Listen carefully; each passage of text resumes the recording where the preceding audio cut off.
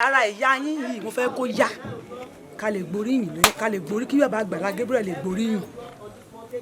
Mo ní ṣùgbọ́n a gbìyànjú títí ṣùgbọ́n ojú ti owó. A mọ̀ pé Ọlọ́run ló mọ ètò bó ṣe wáyé. Mo dẹ̀ mọ̀ pé Ọlọ́run á bá mi tẹ́ wọn sí afẹ́fẹ́ rere. Ẹ kú tọ́jú ma. Yes, ma. Yes, ma. You are watching GboahTv. Kindly subscribe, like, and follow. Thank you.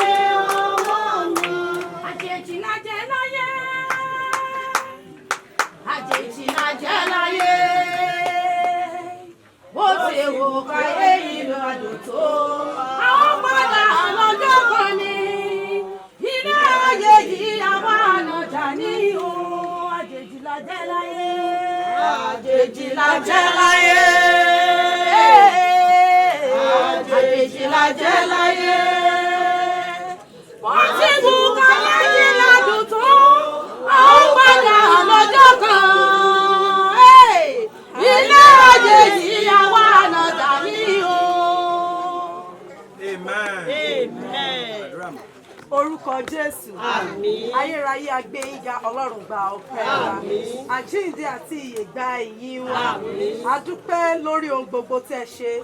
Torí Bíbélì wípé nínú ohun gbogbo ká máa dúpẹ́. A dúpẹ́ torí pé ẹ mú bàbá wà láyé, ẹ dẹ̀ tún mú wọn padà sọ́dọ̀ yín. Sa nígbàgbọ́ pé wọ́n á sinmi láyà Kristi, Ọlọ́run gba ọpẹ́ wa. Àmín Jésù. Àjíǹde àti ìyè gba ìyìn wa. Àmín. Ní gbogbo ẹ̀ṣẹ̀ tá Ọlọ́run dáríjì wa. Àmín. Ọrẹ yìí Ọlọ́run yà á sí mímọ́. Àmín Jésù. Gbogbo ọkàn tó fi ọrẹ yìí sílẹ̀ lórúkọ Jésù a ò ní ṣaláì.